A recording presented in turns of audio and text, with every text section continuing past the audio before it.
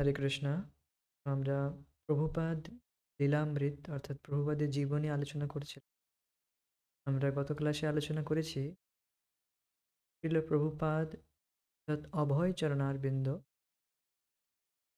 অভয় তার পরমারাধ্য গুরু মহারাজের সাথে তার সাক্ষাৎ হলো। তারপর আমরা তার গুরু মহারাজের সম্বন্ধে কিছু পাস্ট টাইমস, কিছু লীলা শ্রবণ করলাম। তারপর শ্রীল প্রভুপাদের অর্থাৎ অভয়ের জীবনের মধ্যে যে পরিবর্তন এলো,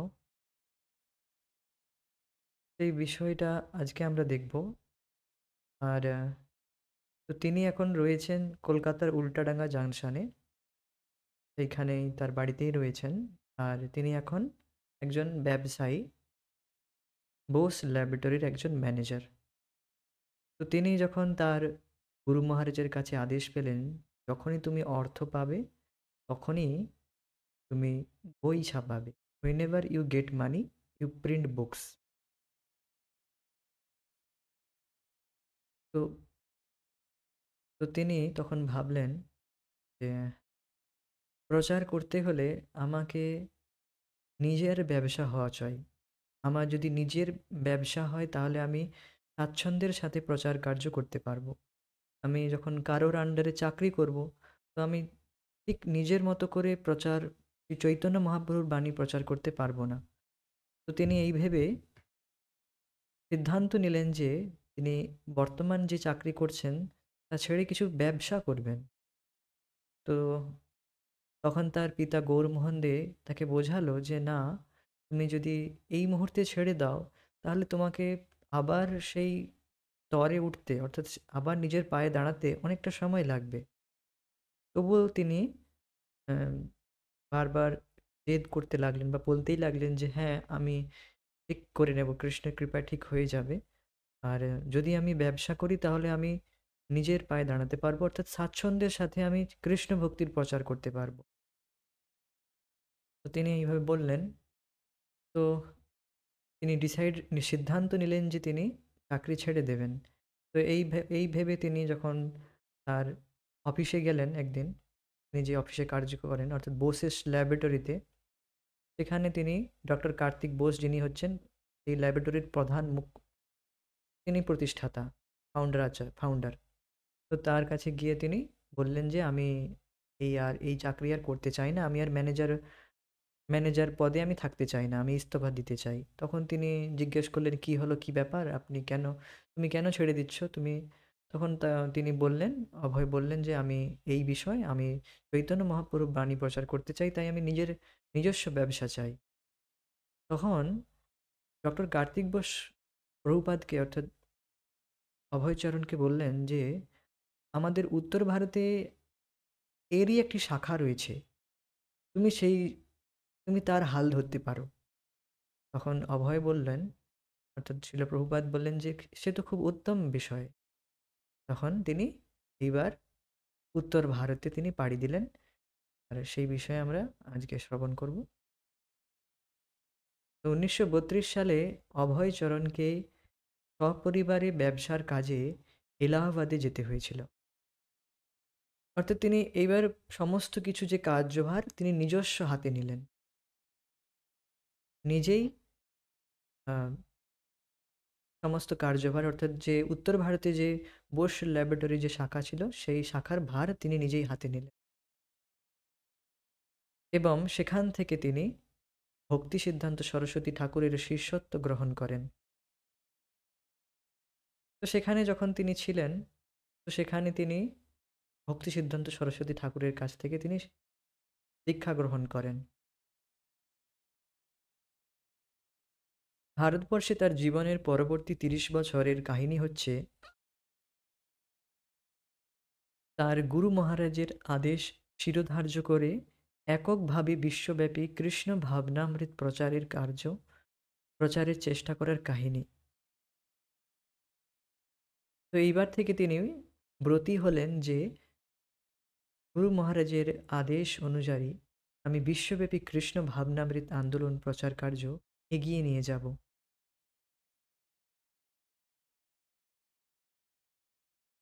অভয়চরণের পারিবারিক দায়িত্ব এবং কৃষ্ণ ভাবনামৃত প্রচারের দায়িত্ব ছিল পরস্পর বিরোধী।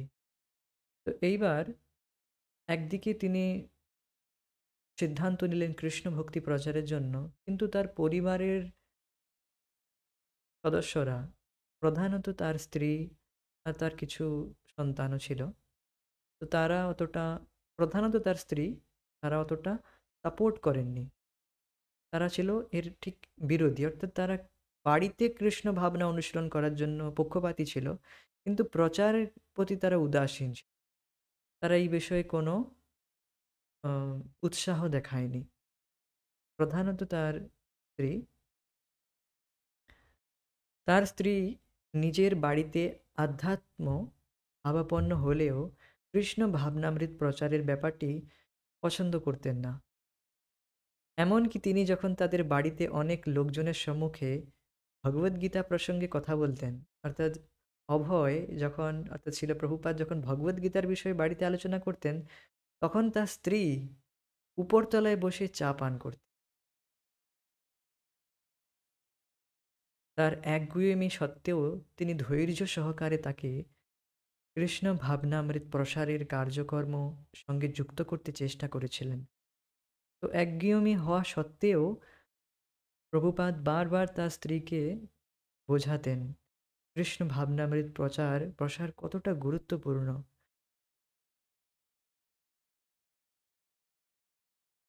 ভক্তরা, পরমপূজ্য কোন একজন মহারাজ, আমি নাম মনে করতে পারছি না, একজন মহারাজ বলছিলেন যে অসহায় আর নিরীহ মানুষ সে তার জানালা দিয়ে দেখছে কখন চৈতন্য মহাপ্রভুর একজন পার্ষদ, একজন সৈনক সে এসে তাদেরকে উদ্ধার করবে।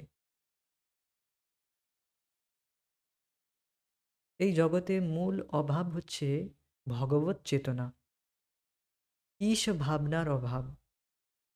এটাই হচ্ছে প্রমুখ সমস্ত সমস্যার কারণ। ঈশ চেতনা, ভগবত চেতনার অভাব, অর্থাৎ কৃষ্ণ ভাবনামৃতের অভাব।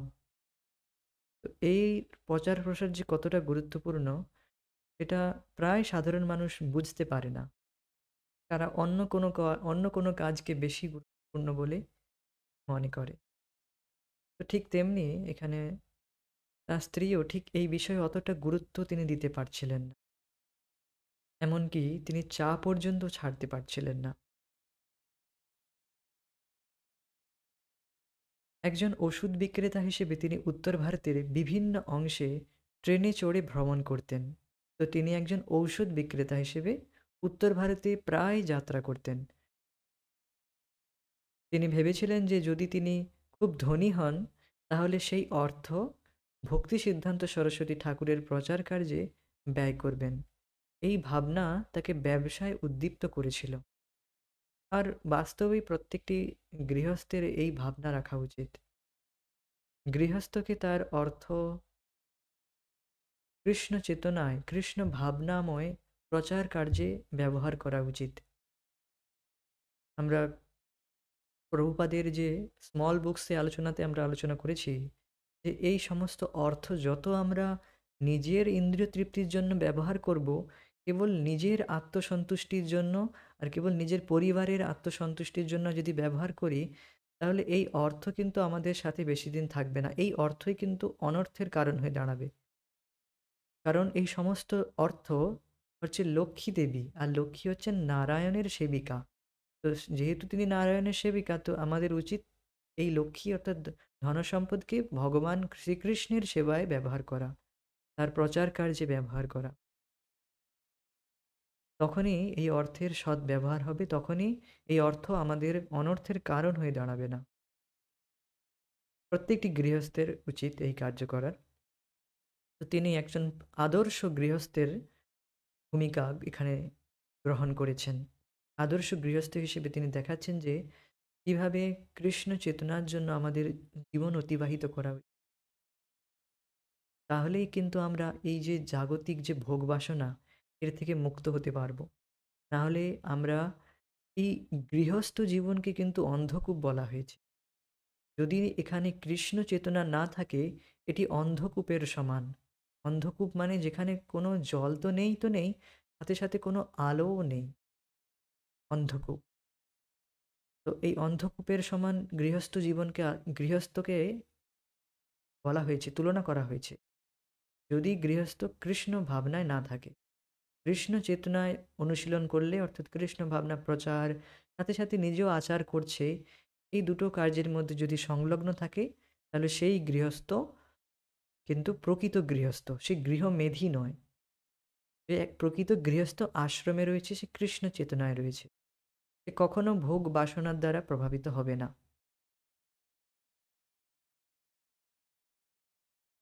তিনি ছিল প্রভুপাদ যা অর্থ পেতেন, যৎকিঞ্চিৎ তিনি নিজের পুরো শক্তি তখন লাগাতে লাগলেন যে আমি অত্যধিক পরিমাণে অর্থ উপার্জন করব, যার দ্বারা আমি এই কৃষ্ণ চেতনার প্রচার করব।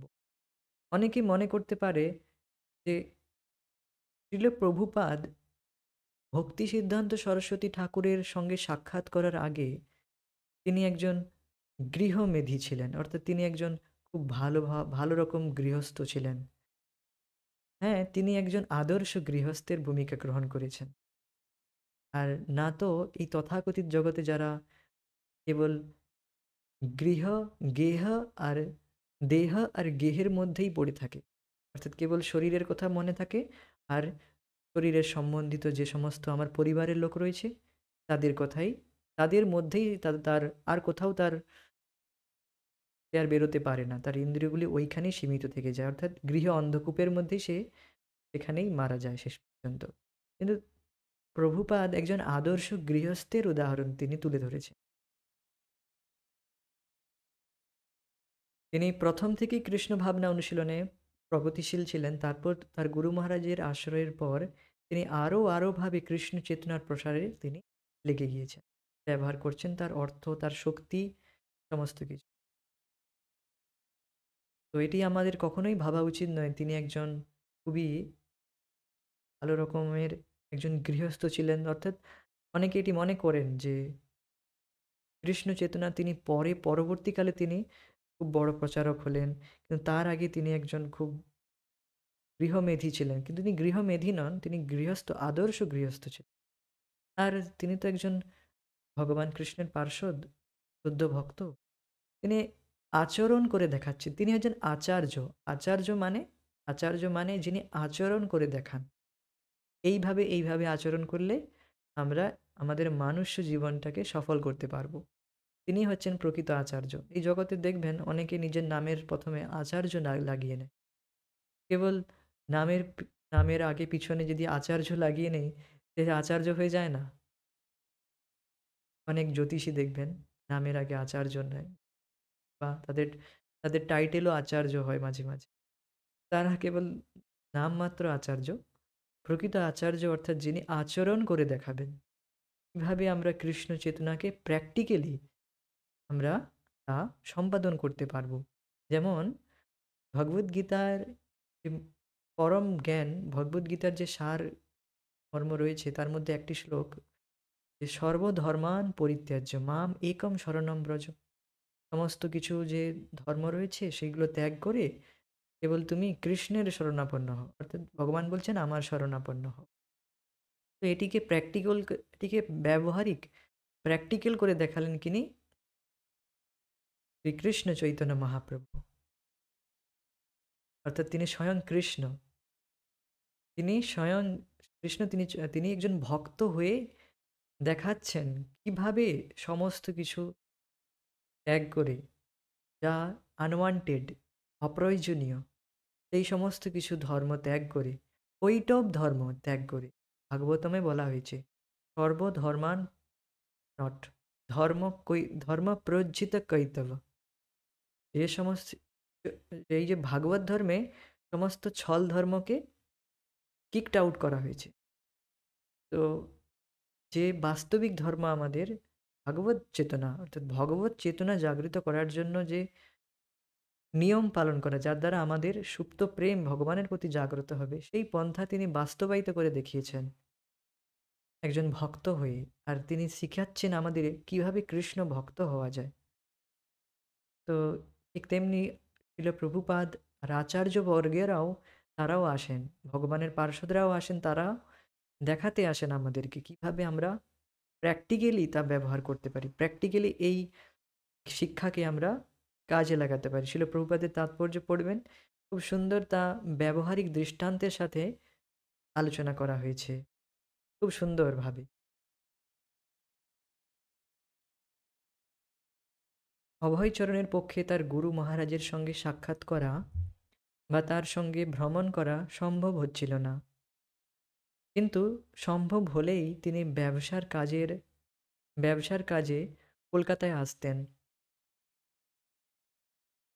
যখন তার গুরু মহারাজও সেখানে উপস্থিত থাকতেন। এইভাবে পরবর্তী ৪ বছরের মধ্যে তিনি তার গুরু মহারাজের সঙ্গে কমপক্ষে ১২ বার সাক্ষাৎ করেছিলেন।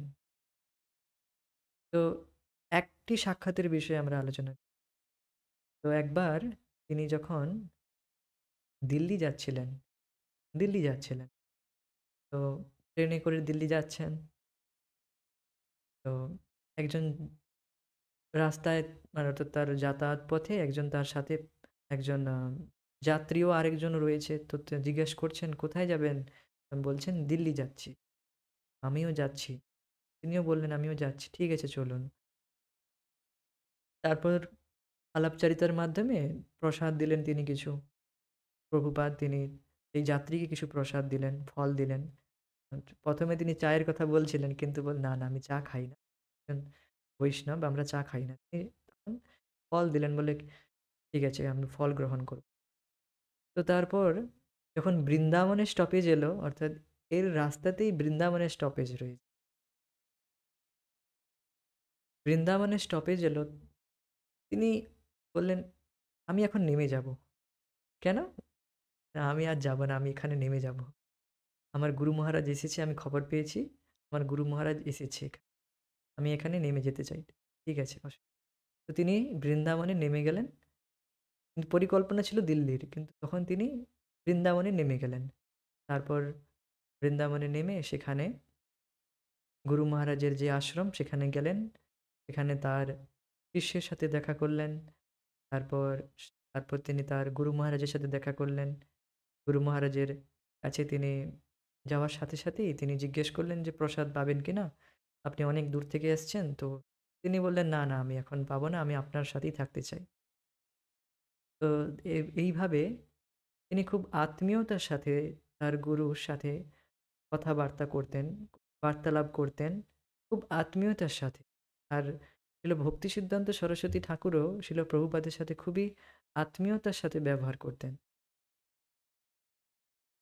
তো ঠিক এইরকম একবার তো শিল ভক্তিসিদ্ধান্ত সরস্বতী ঠাকুর কোশিতে, বৃন্দাবনে কোশি নামক কোথায় এক জায়গা রয়েছে সেখানে আ সেখানে তিনি বক্তৃতা দিচ্ছিলেন। কোশি নামক জায়গায় তিনি বক্তৃতা দিচ্ছিলেন। তার শিষ্যরাও ছিল সেখানে, অনেক ভক্তরাও ছিল, শিল প্রভুপাদও ছিলেন। তারপর শেষ সাই বিষ্ণুর দর্শন খুলছিল। শেষ সাই বিষ্ণু, শেষ সাই বিষ্ণুর দর্শন খুলছে। এবার তখন অ্যানাউন্সিং হলো, যারা শেষ সাই বিষ্ণুর দর্শন করতে চান তারা যেতে পারেন। তো এই অ্যানাউন্সিং হওয়ার সাথে সাথেই অনেক শিষ্যরা উঠে গেল। অনেক ভক্তরা চলে গেল। ৫-৬ জন কয়েকজন ভক্ত তারা রয়ে গেল, সাথে শিল প্রভুপাদ রয়ে গেলেন। তিনিও যাননি। পরে তিনি বক্তৃতাতে শিল প্রভুপাদ বলেছিলেন, "হোয়াট আই উইল সি" আমি কি দেখব সেখানে? তো এইজন্য আমি যাইনি। আমি সেখানে বসেছিলাম। তারপর এইরকম হতে বক্তৃতা হতে প্রায় ৬-৭ ঘন্টা হয়ে গেল। ধরুন আমি এখন কিছু একটা সম্বন্ধে এই যে প্রভুপাদের লীলামৃত সম্বন্ধে আলোচনা করছি, এরকম বলতে ৬-৭ ঘন্টা কখন হয়ে গেল। আপনারা তখন ঘুমিয়েই যাবেন। আমি হয়তো বলেই যাচ্ছি।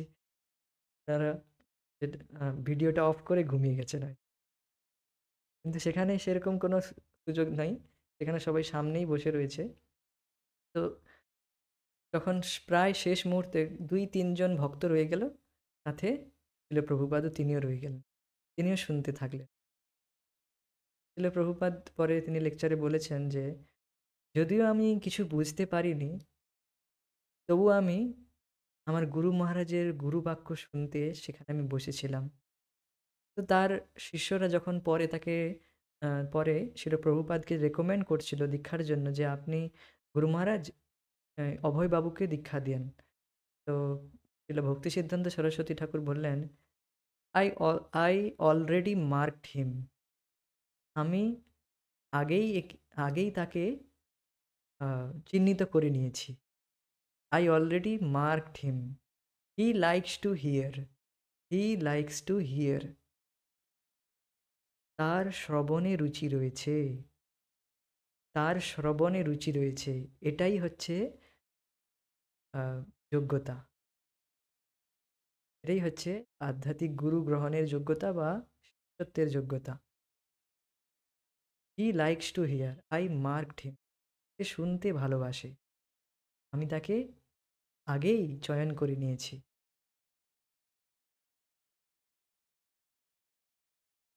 তো এইসব বিষয়ে তার গুরু মহারাজের সাথে এতটাই তার আত্মীয় সম্বন্ধ, সেটাই কিছু বললাম। আরও এখানে রয়েছে সরি। তো এইভাবে পরবর্তী ৪ বছরের মধ্যে তিনি তার গুরু মহারাজের সঙ্গে কমপক্ষে ১২ বার সাক্ষাৎ করেছিলেন। অন্যান্য দর্শন সম্পর্কে শিল ভক্তি সিদ্ধান্ত সরস্বতী ঠাকুর অত্যন্ত বলিষ্ঠ যুক্তিবাদী ছিলেন। তো শিল ভক্তি সিদ্ধান্ত সরস্বতী ঠাকুর এত শাস্ত্রে পাণ্ডিত্য আর তার এত আ শাস্ত্রে তিনি এত পাণ্ডিত্য, যুক্তিবাদী, এই জন্য তার শিষ্যরা পর্যন্ত সতর্কভাবে তার সঙ্গে কথা বলত এবং তার সঙ্গে অভয়ের সাক্ষাৎও হতো খুব কম। তবু তার সঙ্গে খুব সহানুভূতিপূর্ণ ব্যবহার করতেন। মানে খুব আত্মীয়তার সাথে, সহানুভূতির সাথে ব্যবহার করতেন। পরবর্তীকালে শিল প্রভুপাদ বলেছিলেন, "কখনো, কখনো আমার গুরু ভাইরা যেহেতু আমি তার সঙ্গে খুব সহজভাবে কথা বলতাম বলে সমালোচনা করে বলত।" কি বলত? "দেবদূত যেখানে পদক্ষেপ করতে ভয় পায়, মূর্খরাই সেখানে বেগে ধাবিত হয়।" মানে একটু কটাক্ষ করে অভয়বাবুকে অর্থাৎ প্রভুপাদকে তারা বলতেন, "যেখানে দেবদূত পর্যন্ত পা রাখতে ভয় পায়, সেখানে মূর্খরাই আগেভাগে গিয়ে উপস্থিত হয়।" অর্থাৎ কিছুটা কটাক্ষ করে বললেন। কিন্তু আমি ভাবতাম, মূর্খ? ঠিক আছে, হতে পারি। কিন্তু এই আমার পথ। আমার গুরু মহারাজ সবসময় আমাকে গভীর স্নেহ করতেন। তো ১৯৩৫ সালে ছিল ভক্তি সিদ্ধান্ত সরস্বতী ঠাকুরের ৬২তম জন্মবার্ষিকীর সময় বম্বেতে তার গুরু ভ্রাতাদের এক সম্মেলনে তিনি একটি কবিতা এবং একটি প্রবন্ধ পাঠ করছিলেন। রচনাটি এত সুন্দর হয়েছিল যে সেটি গৌড়ীয় মঠের পত্রিকা দি হারমোনিস্ট দি হারমোনিস্টে অচিরেই প্রকাশিত হয়েছিল। তার একজন গুরুভ্রাতা তাকে একজন কবি হিসেবে চিহ্নিত করেছিলেন। তথাপি তার প্রথম প্রকাশিত রচনাটি প্রকৃত সমাদৃত হয়েছিল যখন সেটি ছিল ভক্তি সিদ্ধান্ত সরস্বতী ঠাকুরের কাছে পৌঁছেছিল এবং তাকে যথার্থ আনন্দ দান করেছিলেন। বিশেষ করে একটি স্তবক তার এত ভালো লেগেছিল যে তিনি সেটি তার অতিথিদের দেখিয়েছিলেন। কি সেই স্তবক? সেটি হচ্ছে এইটে, "পরম ব্রহ্ম পরম পুরুষ প্রমাণ করিলে তুমি, নির্বিশেষের নির্বাণবাদ ত্যাজিল ভারত ভূমি।" শিল প্রভুপাদ লিখেছিলেন যে, এটির বাংলা অনুবাদ দেওয়া হয়েছে, absolute absolute is sentient, thou has proved, impersonal calamity thou has removed. Absolute has sentient অর্থাৎ পরম ব্রহ্ম পরম পুরুষ। পরম ব্রহ্ম হচ্ছেন পরম পুরুষ অর্থাৎ তিনি একজন ব্যক্তি। ভগবান হচ্ছেন একজন ব্যক্তি, তিনি একজন পার্সন, তিনি নিরাকার নন। তিনি একজন পরম সচেতন ব্যক্তি। একজন পুরুষ। আর পুরুষ শব্দটি বাস্তবে ভগবানের জন্যই ব্যবহার হয়। আমরা তথাকথিত জগতে যারা পুরুষ রয়েছি, আমরা কেউ পুরুষ বলার যোগ্য নয়। হ্যাঁ, এটি শাস্ত্রের প্রমাণ। মহারাজ এটি ব্যাখ্যা করেছেন। আমি সেইভাবে ব্যাখ্যা করছি না এই মুহূর্তে। তিনি ব্যাখ্যা করেছেন যে পুরুষ শব্দটি একমাত্র ভগবানের জন্যই ভগবানের জন্যই ব্যবহৃত হয়। আর কারোর জন্য নয়। আমরা সবাই প্রকৃতি। অপরে মিতস্তে অন্যাম প্রকৃতিম বিদ্ধি মে পরাম। আমার অন্য একটি ভিন্না প্রকৃতি হচ্ছে এই জীবভূত সনাতন, এই জীবভূত। প্রকৃতি, প্রকৃতি মানে কি? স্ত্রী। আমরা হচ্ছেন শক্তি সবাই। আমরা হচ্ছি শক্তি, প্রকৃতি। আমরা কেউ পুরুষ নয়। পুরুষ ভাবছে আমি পুরুষ, স্ত্রী ভাবছে আমিও পুরুষ হব, আমিও কন্ট্রোল করব। কি? তো ইলিউশন। তো এটি হচ্ছে আমাদের ভ্রম। কিন্তু প্রকৃত পুরুষ হচ্ছেন পরম ব্রহ্ম। তিনি হচ্ছেন প্রকৃত পুরুষ, পরম পুরুষ, কারণ তিনি সমস্ত কিছুর নিয়ন্তা। আর তিনি একজন ব্যক্তি। সবথেকে এখানে হাইলাইটেড বিষয় হচ্ছেন তিনি একজন ব্যক্তি। আমাদের মনে করা উচিত না তিনি একজন কোনো কিছু জিন, আলাদিনের জিন মতো হবে বা কিছু একজন জাস্ট। আমরা প্রায় ভগবানকে একজন ব্যক্তি হিসেবে মনে করি না। প্রায় আমরা ভুলে যাই বা প্রায় আমরা এটিকে মানে কখনো এই বিষয়ে আমাদের কেউ জানায়নি বা কখনো আমরা শুনিনি যে ভগবান একজন পরম ব্যক্তি হতে পারে। তাহলে কিন্তু আমরা খুব সচেতন হয়ে যাব আর কৃষ্ণের সেবা করতে। যে সেবাগুলো আমরা পেয়েছি, নাম জপ করি আর যে শ্রবণ কীর্তন করতেছি এই মুহূর্তে, তো তিনি একজন পরম সচেতন। তিনি এই মুহূর্তে শুনছেন। সুপার কনসিয়াস, সুপার কনসিয়াস তিনি। মানে সচেতন কথাটি তো ছোট। সুপার কনসিয়াস মানে পরম সচেতন। তিনি এই মুহূর্তে শুনছেন, দেখছেন, সমস্ত কিছু করতে পারছেন। আমরা কি করছি না করছি। তো তা তুমি প্রমাণ করলে কে? ভক্তি সিদ্ধান্ত সরস্বতী ঠাকুর এত সুন্দরভাবে তার লেখনী প্রস্তুত করেছেন, তার দ্বারা তিনি প্রমাণ করেছেন। এটি শিল প্রভুপাদ বললেন। তুমি প্রমাণ করলে যে পরম ব্রহ্ম হচ্ছে পরম পুরুষ। Absolute is sentient. তিনি একজন পরম সচেতন, পরম পুরুষ। Thou has proved, you have, thou means you, you proved it. তুমি এটা প্রমাণ করেছ, বা আপনি এটা প্রমাণ করেছেন। তারপর ইম্পার্সোনাল ক্যালামিটি দাও হ্যাজ মুভড। ইম্পার্সোনাল যে ক্যালামিটি, যে নির্বিশেষবাদ, অর্থাৎ যে ভগবান নিরাকার, এই জগতের মধ্যে আকার রয়েছে মানে আধ্যাত্মিক জগতে কোনো আকারই নেই। এদের বুদ্ধিই নেই, এই জন্য এরা বলে আকারে নেই। এদের বুদ্ধি শূন্য, এই জন্য এরা শূন্যে লীন হতে চায়। যাই হোক, নির্বিশেষবাদকে তিনি খণ্ডন করেছেন। নির্বিশেষবাদীকে তিনি একদম ভারত ভূমি থেকে খেদিয়ে দিয়েছেন বা একদম আপরুট করে দিয়েছেন, তুলে ফেলে দূর করে দিয়েছেন। নির্মূলে সমূলে একদম সমাপন করেছেন। তিনি এটি বললেন খুব সুন্দরভাবে, নির্বিশেষবাদের খণ্ডন করেছেন খুব সুন্দরভাবে। এই কবিতার মাধ্যমে তিনি বললেন নির্বিশেষবাদ, নির্বাণবাদ, নির্বিশেষের নির্বাণবাদ। হ্যাঁ, নির্বিশেষের নির্বাণবাদ অর্থাৎ নির্বিশেষবাদী যারা রয়েছে এরা নির্বাণ হতে চায়। নির্বাণ মানে শূন্যে লীন হতে চায়, ব্রহ্মে লীন হতে চায়, ভগবানের সাথে লীন হয়ে যেতে চায়, ভগবান হতে চায়।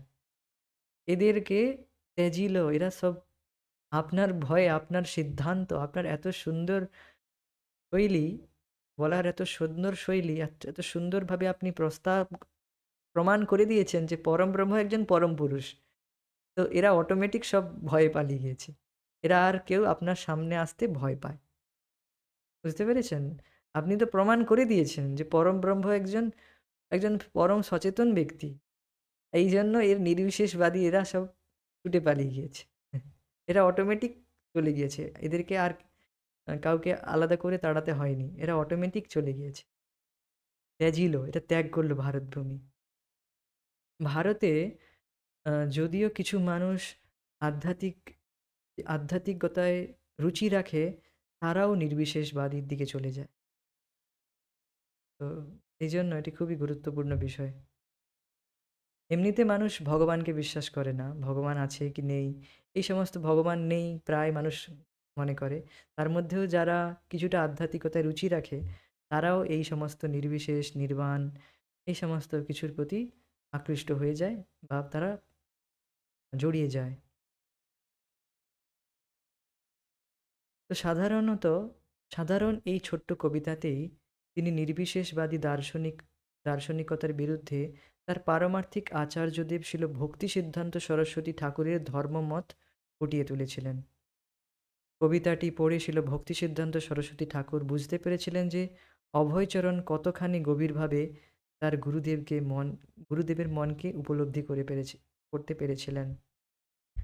তো গুরুদেবের মনের মধ্যে কি চলছে, মনের কথা যদি আমরা উপলব্ধি করতে পারি সেটা খুবই বড় বিষয়। গুরুদেব কি করলে প্রসন্ন হবে সেটা যদি আমরা বুঝতে পারি, এটাই হচ্ছে আমাদের পরম বোঝা। আমাদের প্রকৃত আমরা তখন সার্থকতা লাভ করলাম যে গুরুদেব শিল প্রভুপাদ কি চায়, এটা যদি আমরা বুঝতে পারি তাহলে আমরা সার্থক। তাহলে আমরা প্রকৃত জ্ঞান লাভ করলাম।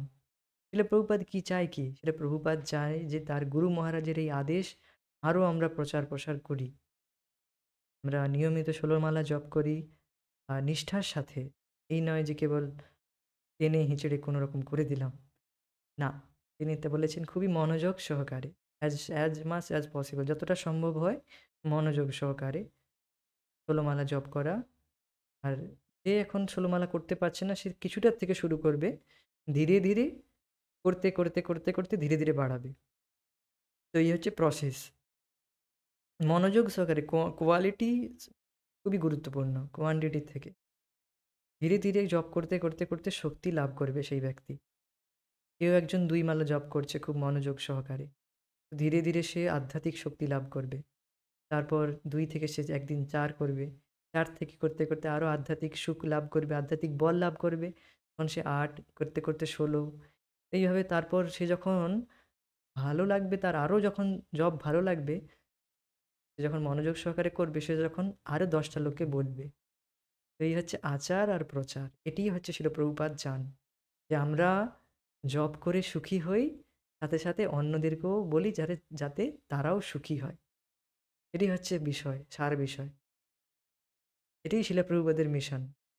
আমরা আধ্যাত্মিকতায় সুখ লাভ করি, প্রকৃত সুখটা যেটা সেটা আমরা লাভ করি, সাথে, সাথে অন্যদেরকেও সাহায্য করি। তারাও যেন প্রকৃত সুখ লাভ করে ভগবানের কাছে ফিরে যাক। সিম্পল বিষয়। এটিই হচ্ছে বোঝার আর শ্রদ্ধা ডেভেলপ করার জন্য আমাদেরকে বারবার শিল প্রভুপাদের গ্রন্থগুলো অধ্যয়ন করতে হয়, পড়তে হয়।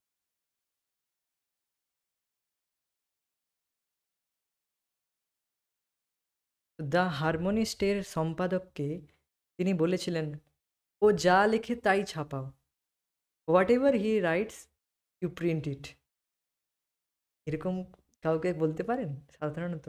কত বড় তিনি কথা বললেন। ও যা লেখে তাই ছাপাও। যা লেখে মিন্স, তো অনেকে মনে করে আমি যা লিখি তাহলে না, তার মানে তার লেখার কতটা গুণগত মান কতটা বেশি, এই জন্য তিনি বললেন ও যা লেখে তাই ছাপাও।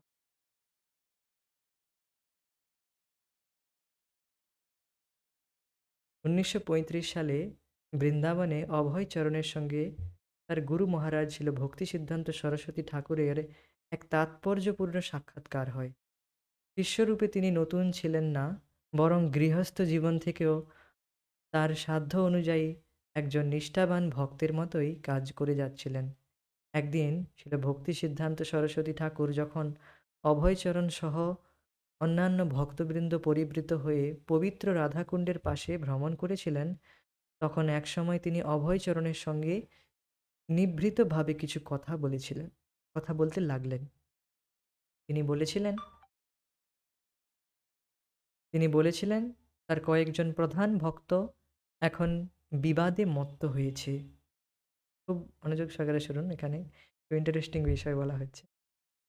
তো তিনি বললেন, কয়েকজন প্রধান ভক্ত আমার বিবাদে ঝগড়ায় মত্ত হয়েছে এবং তিনি অত্যন্ত মর্মাহত বোধ করছেন।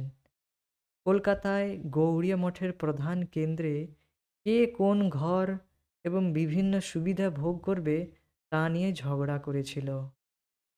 যদি তারা এখনই এমন ঝগড়া করে, তবে শিল ভক্তি সিদ্ধান্ত সরস্বতী অপ্রকট হবার পর তারা কি করবে? এই ক্ষেত্রে অভয়চরণের কোনো ভূমিকা ছিল না। এমনকি তিনি এইসব ব্যাপার অবগতই ছিলেন না এইসব ব্যাপারে। কিন্তু এখন ছিল ভক্তি সিদ্ধান্ত সরস্বতী ঠাকুরের কাছ থেকে সব কিছু শুনে তিনি মর্মাহত হলেন। অর্থাৎ তার গুরু ভাইরাই এরকম নিজেদের মধ্যে যদি ঝগড়া করে, তাও তার গুরু মহারাজের উপস্থিতির সাথে, গুরু মহারাজ যখন অপ্রকট হবেন তখন কি হবে? গভীর উদ্বেগের সঙ্গে শিল ভক্তি সিদ্ধান্ত সরস্বতী ঠাকুর তাকে বলেছিলেন, সেখানে আগুন জ্বলবে, অর্থাৎ মঠে আগুন জ্বলবে। একদিন কলকাতার গৌড়িয়া মঠে আগুন লাগবে এবং দলীয় স্বার্থের এই আগুন ক্রমশ ছড়িয়ে পড়ে সব কিছু ধ্বংস করবে।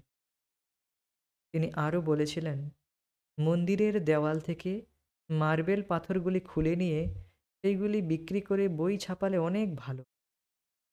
মানে যদি পারতাম তাহলে এই মন্দিরের দেওয়াল খুলে পাথর বিক্রি করে যে লালবাজারে যে বড় মন্দির হয়েছে, সেই মন্দিরের পাথর যদি আমি বিক্রি করে বই বিক্রি করতাম, তাহলে অনেক ভালো হতো।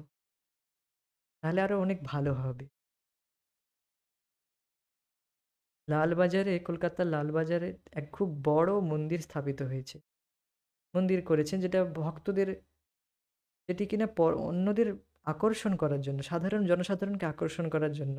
কিন্তু তিনি বলেছিলেন যে ভক্তরা একটু একটি কণাও, একটি কড়িও নিজের ইন্দ্রিয় সুখের জন্য ব্যবহার করতে পারবেন না। যেটি বিষয় হচ্ছে যে যদি আমরা কৃষ্ণ ভাবনা অনুশীলন করে সুখ লাভ না করি, তাহলে কিন্তু আমরাও ঠিক এইভাবেই ঝগড়ার মধ্যে পড়ে যাব। আমরাও ঠিক ঝগড়া করতে লাগবো যে আমি এটা পেলাম না কেন, সেটা পেলাম না কেন, সে তো এটা এত বেশি ভালো পেলো, এত ভালো রুম পেলো, আমি ভালো রুম পেলাম নি। এই সব ঝগড়া বিবাদ শুরু হয়ে যাবে যদি আমরা কৃষ্ণ ভাবনা অনুশীলন ভালোভাবে না করি। সেখানেই কলির বাসা বাঁধবে। কলি মানে কলহ।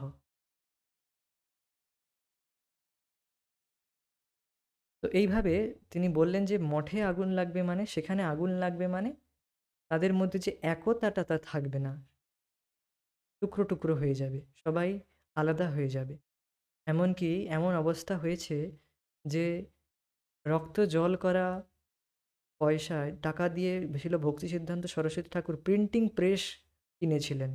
এই প্রিন্টিং প্রেস পর্যন্ত এরা বিক্রি করে, আহ, অর্থাৎ এই তার গুরু ভাইয়েরা বিক্রি করে তারা কোর্টে কেস করে কোর্টে লড়াই করেছিল। দেখুন অবস্থা। এই জন্য বললেন যে মঠে আগুন জ্বলবে, আর একদিন কলকাতার গৌড়িয়া মঠে আগুন লাগবে, আর দলীয় স্বার্থের জন্য ক্রমশ তা ছড়িয়ে পড়ে সব কিছু ধ্বংস করবে। এরপর শিল ভক্তি সিদ্ধান্ত সরস্বতী ঠাকুর অভয়চরণকে সরাসরি বলেছিলেন, আমার কিছু বই প্রকাশ করার ইচ্ছা ছিল, তুমি যদি কোনোদিন অর্থ সংগ্রহ করতে পারো, বই ছাপিও, বই ছাপিও। whenever you get money, you print books. Abhay Charan অনুভব করেছিলেন কথাগুলি যেন তার হৃদয়ে গভীরভাবে গাঁথা হয়ে গিয়েছে। আর বাস্তবে আমাদের এটাই করা উচিত। গুরুমুখ পদ্ম বাক্য চিত্তিতে করিয়া ঐক্য। গুরুদেব যে আদেশ দিয়েছেন সেটিকে হৃদয়ে গেঁথে নিতে হবে। আর না করিয়া মনে আশা, আর কোনো মনে আশা করার দরকার নেই যে এই আশা করলে হয়তো আমার ভালো হবে, এটি করলে হয়তো আমার ভালো হবে না। অলরেডি গুরু মহারাজ সব কিছু দিয়ে দিয়েছেন, সব কিছু বলে দিয়েছেন। সেই আদেশ আমরা পালন করলে আমাদের পরম কল্যাণ হয়। তাহলে ভক্তি সিদ্ধান্ত সরস্বতী ঠাকুর এই নশ্বর জগৎ থেকে 1936 সালের ডিসেম্বর মাসে অপ্রকট হয়েছিলেন। তো তার অপ্রকট হওয়ার পরবর্তী বিষয়ে আমরা পরবর্তী।